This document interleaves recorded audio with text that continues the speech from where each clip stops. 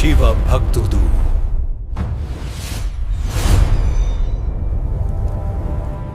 ఈ వీడియోలో మీరు తెలుసుకునే ముఖ్య అంశాలు: విష్ణువు దేవతలు శివ దర్శనానికి వెళ్ళుట, శివుని దివ్యరూప దర్శనం, దేవతల స్తుతి, దేవతల అభ్యర్థన పార్వతిని పెళ్లి చేసుకోమని, శివుని వాదన, పెళ్లి బంధం గురించి, చివరకు దేవతల కోరిక మన్నించిన పరమేశ్వరుడు.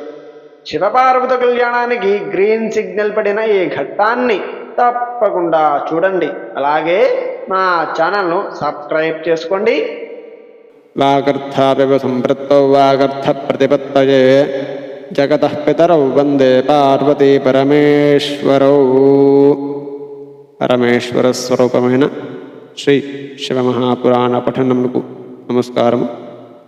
ఇక ఈ వీడియోలో దేవతలు శివుడిని దర్శించుట అనే ఘట్టం గురించి తెలుసుకుందాం. ఒక రోజున హిమవంతుడు గిరిజాదేవి యోగక్షేమాలను విచారించటానికి అందరితో కలిసి అనగా తన బంధుమిత్రులతో, తన కొడుకు భార్యతో కలిసి వచ్చి ఆమెతో ఇలా అంటున్నాడట: అమ్మాయి, మనం భాగ్యవంతులం. ఇలా తపస్సు చేసి క్లేశాన్ని పొందవలసిన అవసరం నీకేమున్నది? రుద్రుడు విరాగి తల్లి, నువ్వు సుకుమారివి తల్లి. ఆయనను నువ్వు పొందలేవు. గగనస్థుడైన చంద్రుణ్ణి పండులా అందుకోగలమా? అనగా గగనాన ఉన్న చంద్రుణ్ణి మన చుట్టూ పట్టుకోగలమా? శివుడు కూడా అంతే తల్లి. తపస్సు విరమించి గృహానికి వచ్చేయమ్మా అని చెప్పాడట హిమవంతుడు. హిమవంతుడితో పాటుగా మేనక, సహ్యపర్వతుడు, మేరువు, మందారుడు, మైనాకుడు మరియు క్రౌంచుడు ఇటువంటి పర్వత సోదరులు అందరూ అనేక యుక్తులు చెప్పి పార్వతిని తపోవిముఖురాలని చేయడానికి ప్రయత్నించారట. అప్పుడు పార్వతి ఇలా అంటున్నదట: తండ్రి, ఇంతకు ముందే మీకు చెప్పాను.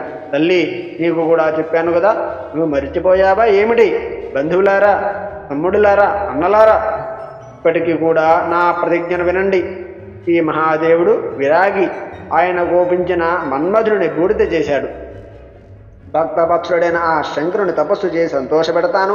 మీరంతా ఆనందంగా మీ ఇండ్లకు వెళ్ళండి. శివుడు తప్పగా నా పట్ల ప్రసన్నుడవుతాడు. శివుడు ప్రసన్నమయ్యే విషయంలో ఏ విధమైన చర్చలు చేయకండి. ఏ శివుడు మన్మధుడిని హిమవంతుడి వనాన్ని తగలబెట్టాడో అటువంటి శివుడిని కేవలము నా తపఃప్రభావంతోనే ఈ ప్రదేశానికి తీసుకువస్తాను. గొప్ప తపోబలంతో శివుడిని సులభంగా సేవించవచ్చు. మహాత్ములారా, నేను మీకు ముమ్మాటికి నిజమే చెప్తున్నాను. నేను చెప్పే విషయం బాగా తెలుసుకోండి. మాట నేర్పరితనం గల పరమేశ్వరైన పార్వతి తల్లిదండ్రులతో, బంధువులతో, సోదరులతో, ఇతర పెద్దలతో ఈ విధంగా మాట్లాడి మౌనంగా ఉండిపోయినదట. దాంతో మేరువు మొదలైన విద్వాంసులైన పర్వతరాజులందరూ పార్వతి చెప్పినది విని ఆమెను అనేక విధాలుగా ప్రశంసిస్తూ వచ్చిన దారిని వారు తిరిగి వెళ్ళిపోయారట.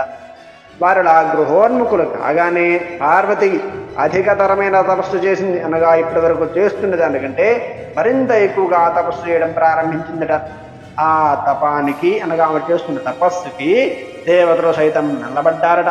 వారంతా బృహస్పతిని ముందు పెట్టుకొని బ్రహ్మను శరణు కోరారట. ఆయన శంకరుని స్మరించి పార్వతీ తపో వృత్తాంతాన్ని గీర్వాణులకు చెప్పి వారితో కలిసి నారాయణుని సన్నిధికి వచ్చి విషయాన్నంతా విన్నవించారట. వారి విజ్ఞాపనను విన్న హరి మనమంతా పరమేశ్వరుడైన రుద్రుని సన్నిధికి వెళ్ళి పార్వతిని పాణిగ్రహణం చేయవలసిందిగా ఆయనను ప్రార్థిద్దాం, బయలుదేరండి అని ఉపాయాన్ని చెప్పాడట నారాయణుడు. రుద్రుడి పేరు విన్నంత మాత్రాన భయకంపుతులైన బృందారకులు సంశయింపగా అనగా ఆలోచనలో పడగా హరి వారి భయ సంశయాలను పోగొట్టి శివ సందర్శనానికి వారందరినీ ప్రేరేపించాడట. మధ్యలో మూర్తి భవించిన తపస్థితి వల్ల ఉన్న పార్వతిని దర్శించుకున్నారట. అనగా వెళుతూ ఆ పార్వతిని కూడా దర్శించుకొని వెళ్ళారట. ఆమెకు ప్రణమిల్లి అనగా నమస్కారం చేసి కైలాస దర్శనానికి వెళ్ళారట. దూరం నుండి నమస్కరించి ముందు నారదుడిని పంపి నారదుడి అనుమతితో శివుని దర్శించి ఇలా స్తుతించారట. హరి ఓం తత్సతు. ఇంతటితో దేవతలు శివుని దర్శించుట అనే ఘట్టం పరిసమాప్తి. రేపటి వీడియోలో దేవతలు శివుడిని ప్రార్థించుట అనే ఘట్టం గురించి తెలుసుకుందాం. స్వస్తి. వీక్షకులకు ధన్యవాదాలు. దయచేసి శివభక్తులు ఛానల్కు సబ్స్క్రైబ్ చేయండి.